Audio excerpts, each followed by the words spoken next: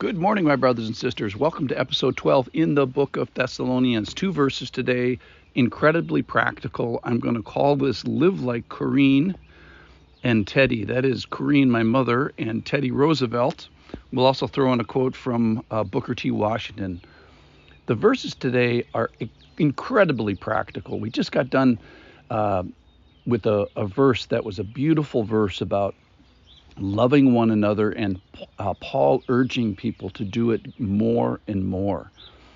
And then this is 4 verse 11, 1 Corinthians chapter 4 verse 11. And he says, and aspire to live quietly and to mind your own affairs and to work with your hands as we instructed you, so that you may walk properly before outsiders and be dependent on no one. So that's it. Those 2 verses. Aspire to live quietly, to mind your own affairs, to work with your hands, so that you may walk properly before outsiders. So let's talk about aspiration first. First of all, this is good stuff that we're going to talk about today. This is good stuff to shoot for. This is like being at a funeral and kind of summing out, hey, what was this person's trajectory in life? What did they aspire to, and did they hit it? Well, the first thing Paul talks about is to live a quiet life. And I'm going to quote my mother. My mother was being interviewed for her obituary, and she said, I was just a housewife, just a mama, and that was enough. I knew I wanted it right from the beginning. I never did anything important, but I did it every day.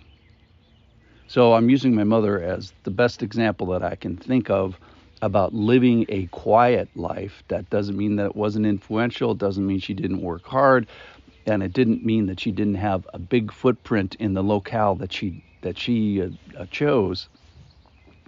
But she's the best example I can think about that. All right, second point: mind your own affairs. Have you ever noticed how those who meddle the most seem to be the most messed up? I mean, just kind of a general principle. I'm going to quote Teddy Roosevelt here. The quote's longer than this, but I'm going to abbreviate it just a little bit. He said, it is not the critic who counts, not the man who points out how the strong man stumbles, or where the doer of deeds could have done them better.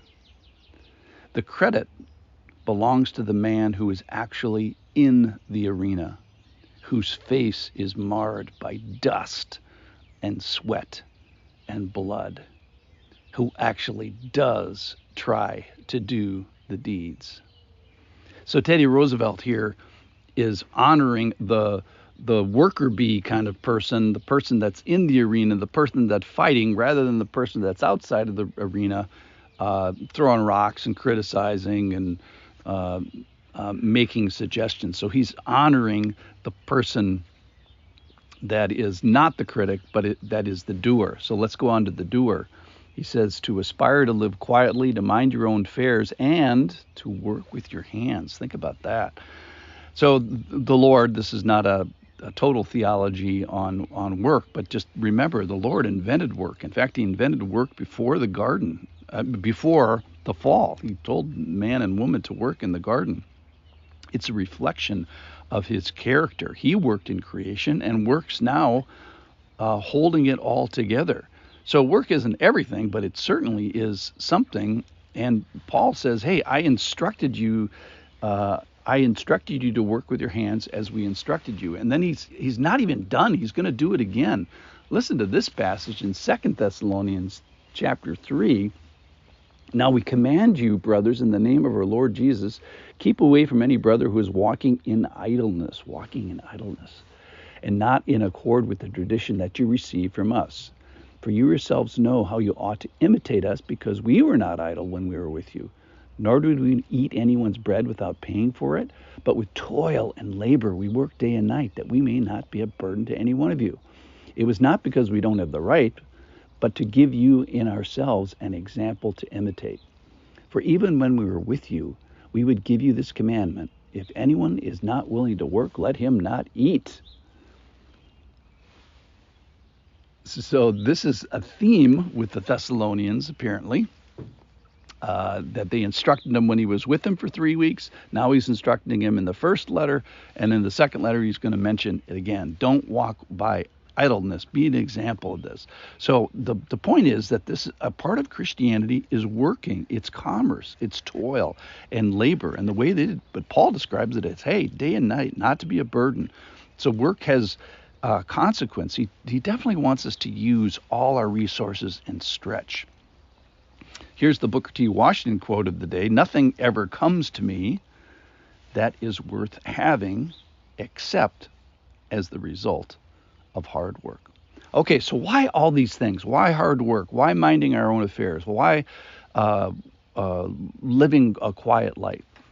So that, verse 12, so that you may walk properly before outsiders and be dependent on no one. Let me just address the be dependent on no one. That seems to go with the working part of that. I want to focus more on the walking before outsiders. He seems to be saying no work equals no witness, or at least an impaired witness. The quality of my work, the quality of my efforts, the quality of my aspirations, if you will, in these areas that we're talking about today, equals the quality of my witness before outsiders. So what we do matters because other people are watching, and not just brothers, but people outside the body of believers.